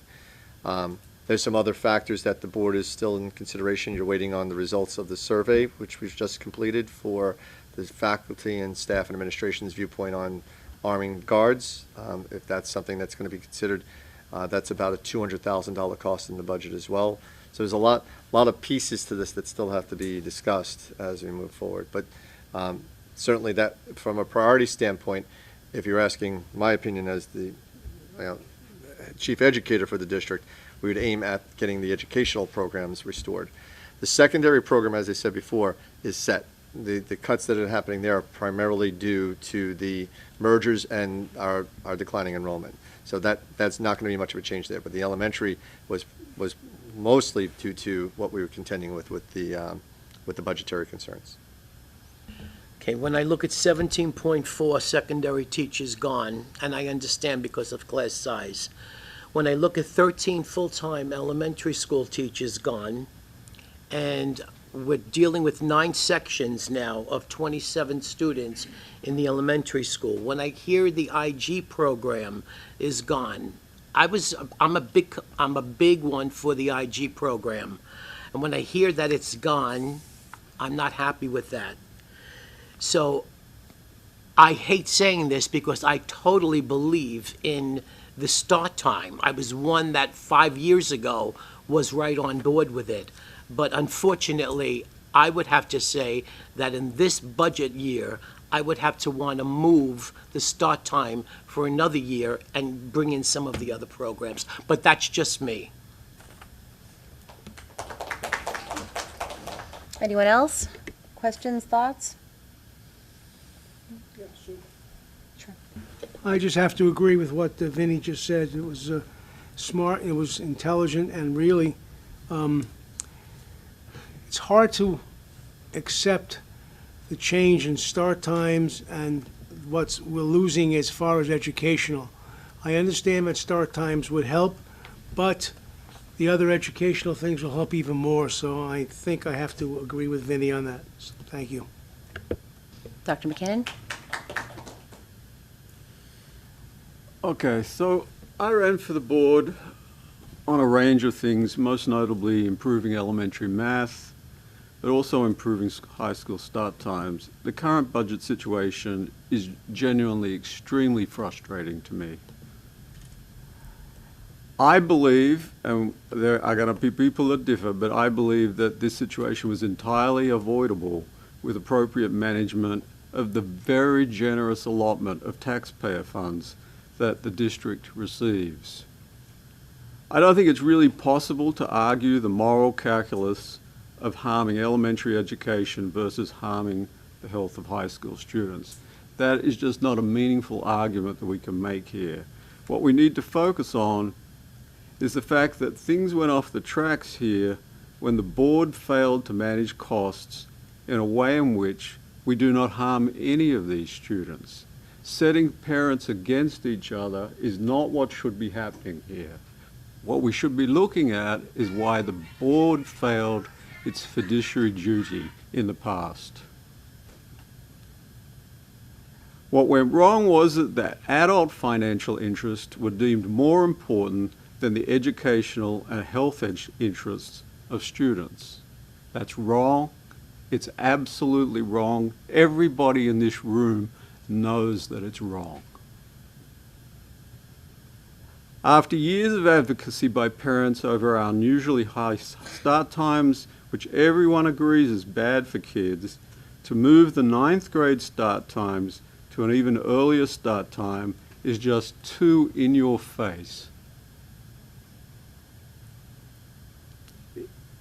This is the second time that we will have done this. The second time we've gone through an enormously long, trying process to fix this problem with the end result that we actually make it worse. This is effectively the last chance we get to partially address the chronic transportation problems. If we take money out of the transportation budget this year, which is the plan that some are proposing, it will be prohibitively expensive to fix transportation in future years. I just can't support that.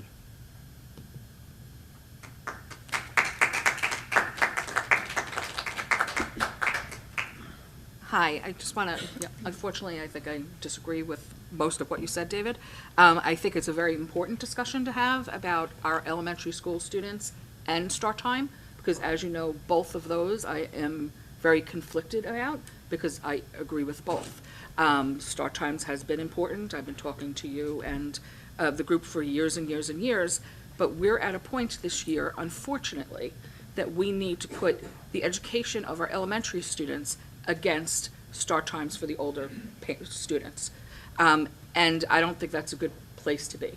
There are countless studies that were all very important, looking and researching, that says the increased class sizes for elementary school is detrimental to their learning. And I can't support anything that is going to be detrimental to the early learners, because that is going to carry out for them their entire career. The teachers now have to differentiate for special needs students in their class, for ENL students in their class, for high achievers in their class. It's different than it was 20, 30, 40 years ago, where we sat in a desk in a row and the teacher taught us something and we all listened and there was no problem. It's not like that anymore. And we need to be able to keep our class sizes low enough so our teachers are able to teach all the different type of children that are in their classroom. So I don't know how we can do this, but I think adding the elementary school teachers back should be top one priority. Adding back the summer reading program is very important, because if you can't read in the early grades, it's going to go with you the whole entire career of your education. And it's also a proven fact, if we try to nip some of those issues in the bud in the early years, it saves us money in the later years, because they don't need AIS or literacy in the secondary schools. So I think those two are very important. The IG program, I feel for all of you guys, I think it was a terrific program. I think if we could talk about something about maybe like a STEM program or something along those lines, that would be fantastic. But that's a discussion for a different day, but that's just how I feel. Okay, Dr. Lee? I'll be quick. So I'm very surprised hearing that start time becomes the reason of all these cuts. So basically we're increasing our major increase this year, as Mr. Carlson just presented, is 12 million other than start time. So start time is 1.1 million. That's why I was thinking, because we have all these unexpected changes, we use some of our reserve to cover that cost, rather than blaming start time for all those cuts. That's all I want to say. I want to choose start time only because I think students' health is the first priority. That's it.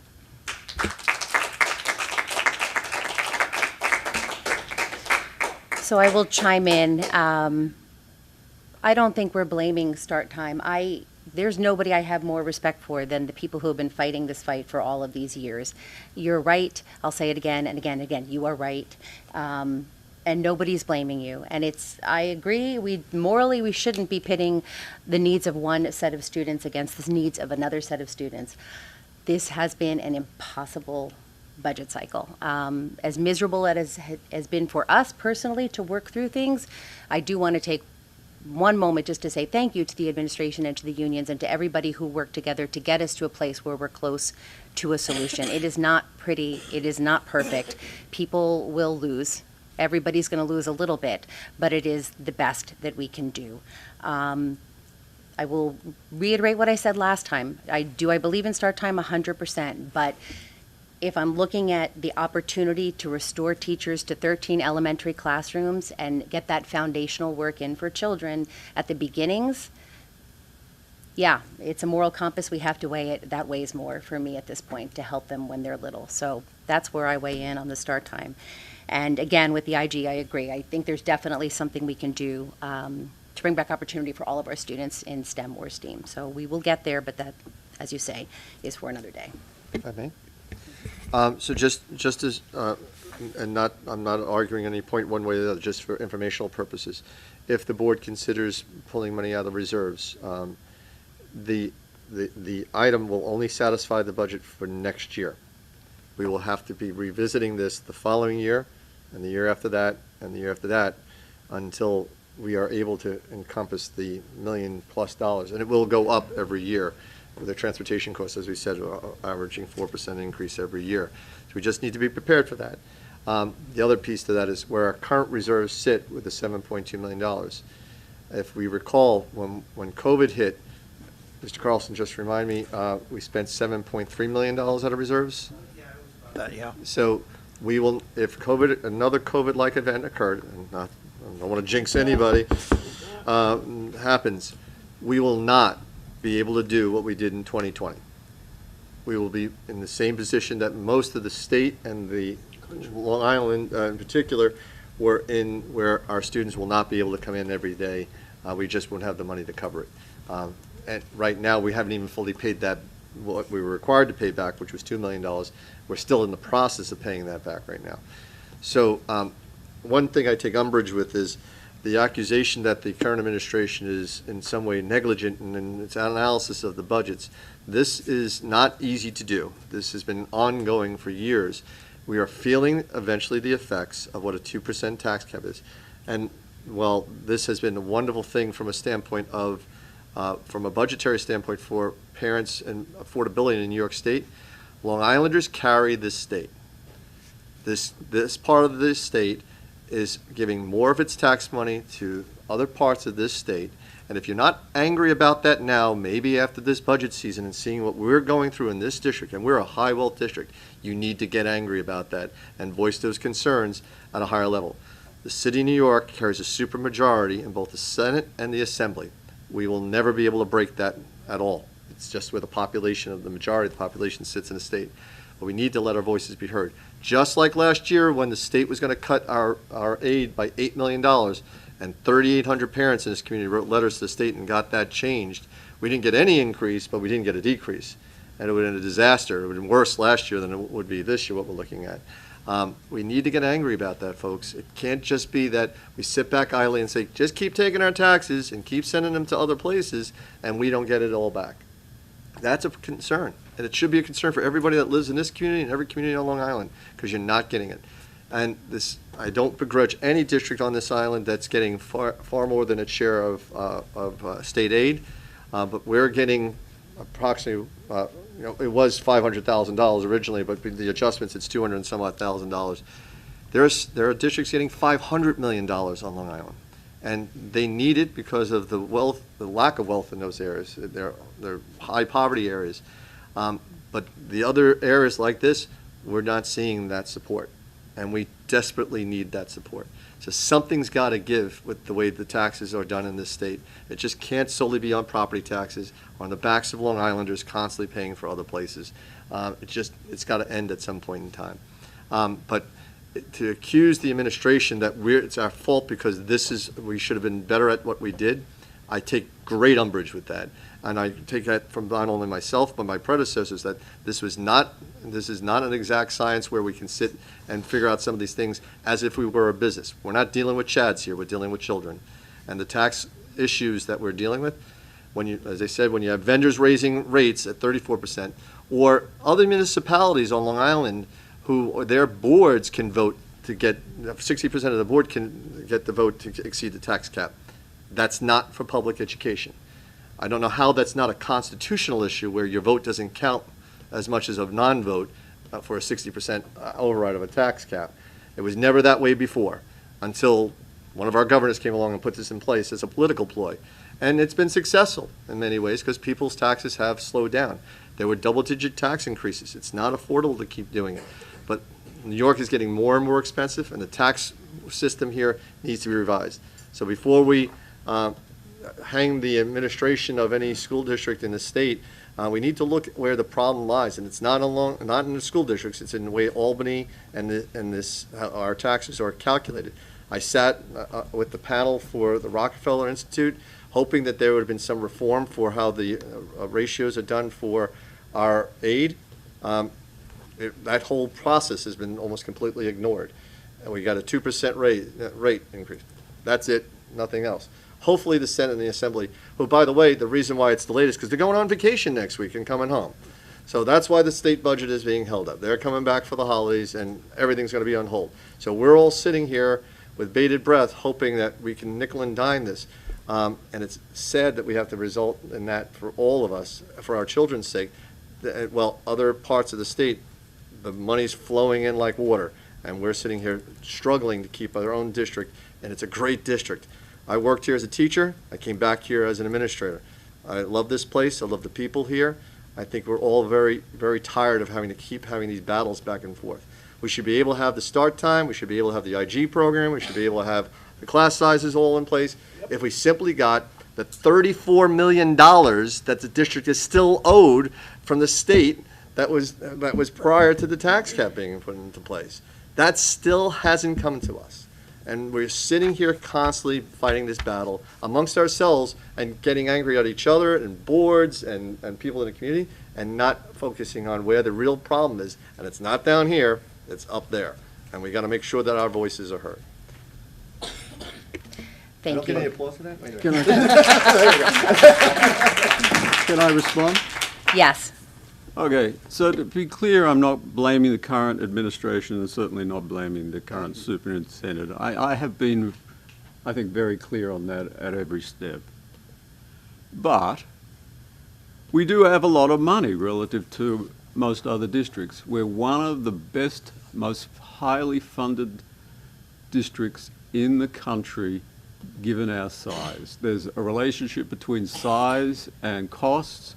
For comparable districts, we are arguably one of the top 2 or 3 best funded districts in the country. I'm sorry, Dr. McKinnon, I'm going to interrupt you. That statement has been made repeatedly. It is not accurate. I've said it before. When we're making generalizations like that and they wind up in the newspaper and I have to counter them because they're not accurate, I can't support that statement. I came from 2 other districts where those districts spent more per pupil than we do. So for the districts of the size, the group that you're working with, from the group that supported you to get elected, have mitigated that statement over and over again, and it's inaccurate. That's not so. Because of our size, you're doing a ratio of comparative to other school districts. That's not accurate. And I keep that statement, if it winds up in the TBR, I'm going to be writing a letter to the paper. That is absolutely not accurate. Roslyn School District, where I worked prior to here, spends more money per pupil than we do. Cold Spring Harbor, Harbor Fields,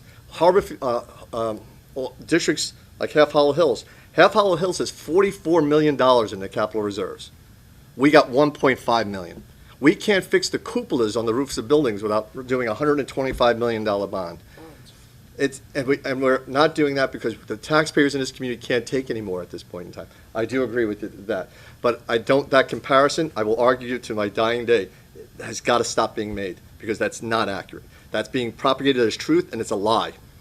So we get less money, Half Hollow Hills gets less money per pupil than we do. Their per pupil expenditure, I said, is more than ours. They spend more money per pupil than we do. No, that's not what I have in the numbers. But let's not argue this particular point, because the fact is they're all very well funded, right? Whether we're the top 3 or the top 5 or the top 10, they are all very well funded. What went wrong here, from my perspective, and it's only my perspective, what went wrong here is that the school board was not representative of the community for 20 years. And as a consequence, the voices of everyone was not heard equally.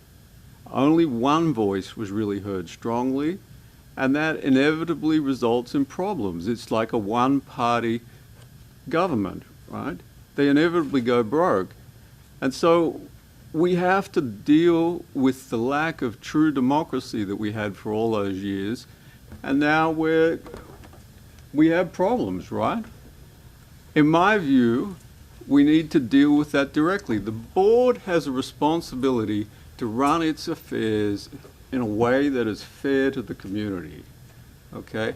That means that the community runs for the board without the influence of special interests, bringing in money to effectively distort our elections. And that is the root cause of the problem here. I think most of us actually understand that. Dr. McKinnon, I'm going to interrupt. I'm not sure how germane that is to the rest of the conversation. We've got to get through the budget discussion. Yes, Dr. Kerman. David, that's totally incorrect. I've been on the board for a long time. We've run a very good school district. Our school district is well respected. Our kids do very, very well in school. They do very, very well in college. And that's because we have done well with the money that we have, and the way we spent it. So it's not wrong of what we did. We did it fine, and we're still trying to do it fine. That's the problem with this year's budget. We're still trying to do it fine and doing the best things for all the kids, including late start time, IG, all that stuff. We'd love to have all that in there without any problems. But because of the amount of money we're going to be getting, theoretically, we can't do all that. So now we have to make some very hard decisions. That's what the truth is.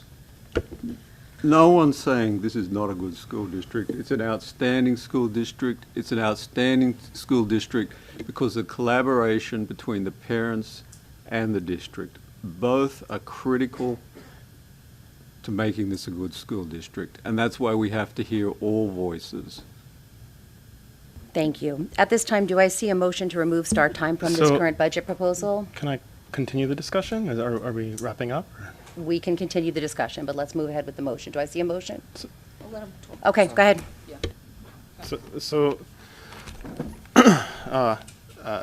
I've been thinking a lot about start times, and part of that was I've been looking up how the start time issue has been handled at different parts of Long Island and across the state. And so I came across a story a couple weeks ago from 2019 in TBR News Media. And they had a section on actually 3 Village, right, because there was some organization going on at that point to discuss start times. And there were 2 or 3 different parents that were concerned that the start time was too early. We're one of the earliest 1% start times within the state. There was the petition that was mentioned with 1,700 signatures. And the mood was sort of optimistic, right? So some of the quotes from 2019 were that these parents, they were sympathetic to the school board, right? They thought the board would be willing to help. And another quote was that they wanted to work with the superintendent, right? They trusted district leadership. They were concerned for their kids, right? Their children were in junior high at that point. They saw the early start time coming and they wanted to organize and get this fixed before their kids get to high school, right? So We all know in 2019 we didn't do the start times. In 2020, that was the COVID year, we didn't do the start times. 2021, that was a bad budget year, we couldn't do start times. 2022, we were recovering from the bad budget year, we didn't do start times. 2023, we started a start time subcommittee to understand the problem, right? We were going to wait for the recommendation, so we didn't do start times. 2024, that's last year, that was a difficult year. The state had threatened to change the foundation aid formula, right? So they were going to effectively cut $9 million from our district. So the district, the board needed a way to save money, right? So one of the things they did is they had a retirement incentive, right? So there's already a retirement incentive, within the contracts. This was a one-time retirement incentive on top of that. The cost of this ultimately would be $3 million that was taken out of the reserves to pay for it. And the reason we were doing it, it's obviously bad to lose experienced teachers when they retire, but when you hire a new teacher, they're lower on the pay scale, right? So the number we heard today was that each retirement saves about $100,000, right, just from the pay differential. So we had, the good news is it worked in the sense that we had a record number of retirements. There were 33 teachers that retired that year, which is the most we've had in the last 10 years, right? So that would produce, that's about $3.3 million savings in the first year, right? And this compounds for subsequent years. It doesn't compound, it carries over to subsequent years, right? Because you're still the lower paid teacher. But the second piece of good news that year is that, thanks to, I guess, a lot of people's advocacy, we had people write letters to our state legislators. They did not take away the $9 million, right? They didn't give us our increase of, I think it's like $200,000 or $300,000 that they normally did, but we didn't lose the $9 million, so that was also good news. The start time subcommittee also came back with the recommendation that year that we do start times. We do this plan that's currently inside the budget. Did we do it in 2014? We did not, right? And so here we are in 2015, 2025, yes. Here we are in 2025. And I think about those parents, right? And the hundreds of other parents who got involved in 2019. Their kids, by the way, if they were in junior high in 2019, they've gone through the high school. They're out of the school system, right? Do you think that they still would be sympathetic to the school board? Do you still think they would think that the board is willing to help? So is 2025 different? Is this finally the year we get start times done? Or is it another year of, it's not in the budget, and we'll see if the money shows up next year? Any other discussion?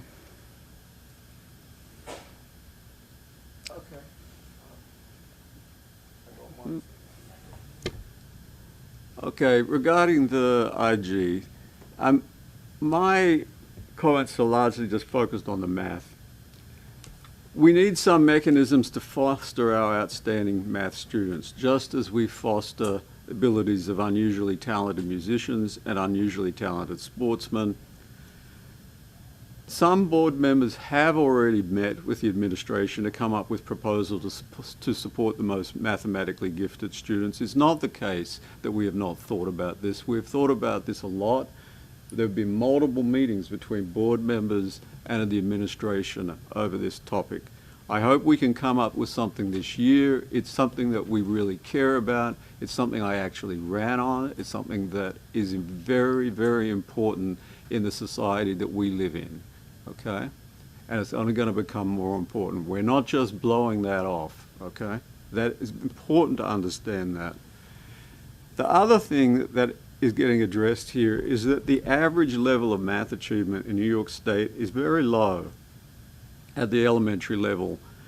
And this hurts the academic prospects of a large number of students, including at least some of our students.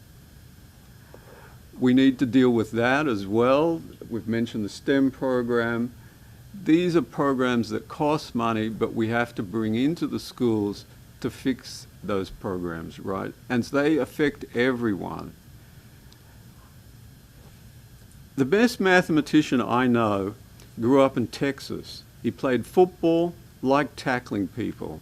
He has a very strong personality. He has a list of children and ex-wives that will impress an NBA player.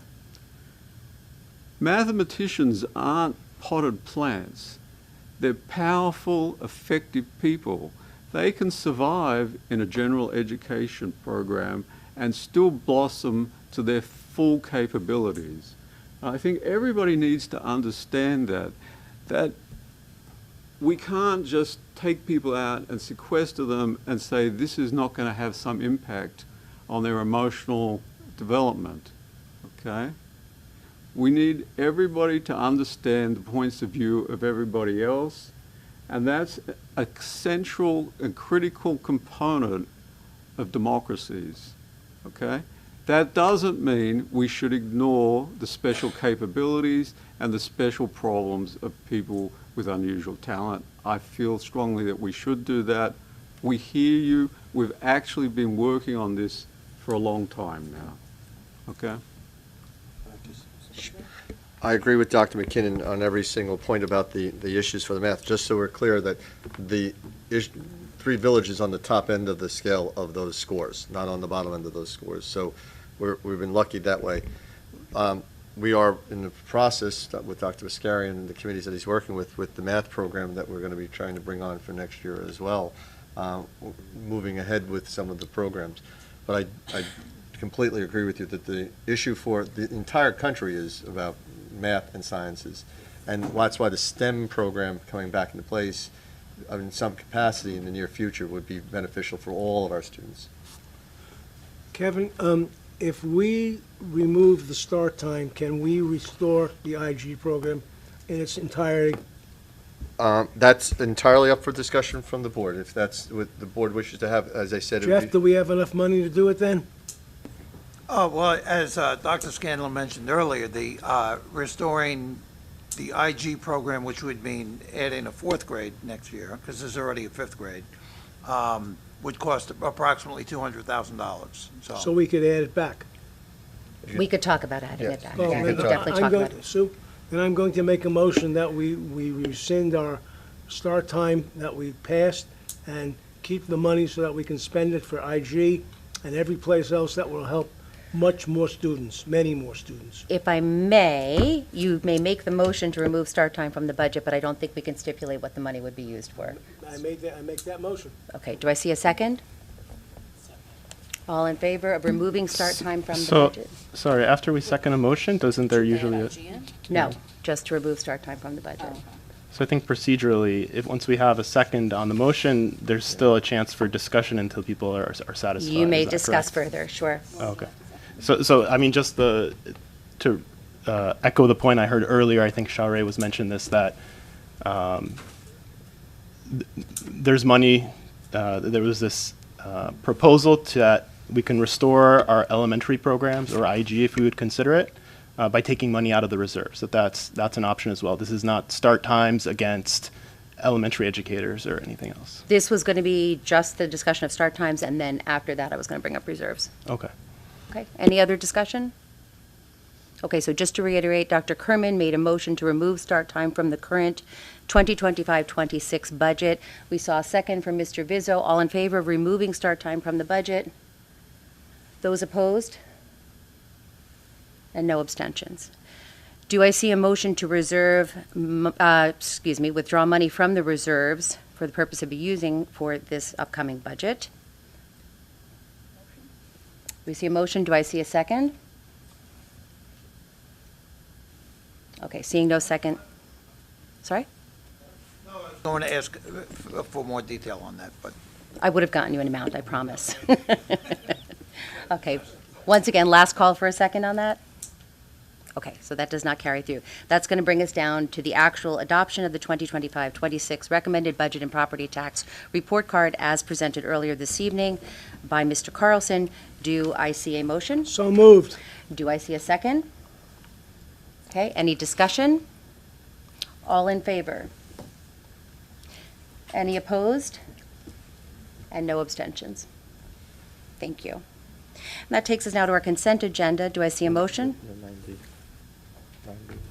Oh, I beg your pardon, we had a walk-in. We have item 9B, which was walked-in stipulation of settlement and release regarding the student identified in Schedule A. Do I see a motion? Second? All in favor? Any opposed? And no abstentions. Thank you. My apologies. Okay, now to the consent agenda. Do I see a motion? Second? Okay. Ms. Germano, item B. That's just the minutes from the last Board of Education meeting on March 26th. Thank you. And Mr. Carlson, beginning with C. Item C is the approval of a health and welfare services contract with the Uniondale School District for a Three Village resident student who attends a private school located within that district. Item D is acceptance of donations. We have two. One is a check for $5,000 from the Jordan M. Ritchie Foundation to Arrowhead Elementary School, and a check for $2,500 from a community member who would like to remain anonymous to be used for drama club expenses at Setauket Elementary School. And then items E through J are the monthly financial reports for January and February. These were reviewed earlier this evening by the board's audit committee. Thank you. Any questions about any of those? All right, Dr. Biscari, item K. It's a renewal for next year's affiliation agreement with Stony Brook University for clinical placements of their students. Thank you. Any questions about that? Okay, thank you. L, recommendations of the Committee on Special Education Subcommittee and 504 Accommodation Plan meetings as dated. And M, recommendations of the Committee on Preschool Special Education meetings as dated. And for N and O, Dr. Dabreski. Yes, and personnel items instructional. Submitted for your approval is one instructional unpaid leave of absence, two instructional substitute appointments, appointment of several spring coaching assignments and athletic supervision, as well as several hourly and daily extra class assignments for the school year. O, personnel items non-instructional. We have three non-instructional resignations. Includes a security guard, substitute monitor, and one child care assistant. The appointment of two non-instructional appointments, one guard and one child care assistant. Three non-instructional changes in status, which include custodial and a special ed aide. One non-instructional substitute appointment, and one amendment for a hire date. Somebody changed their hire date to a later time. Thank you. Any questions for Dr. Dabreski? Okay, all in favor? Any opposed? Any abstentions? Okay, consent agenda carries, and do I see a motion for adjournment? So moved. Second? All in favor? All right, have a lovely holiday for those of you celebrating. Thank you, everybody.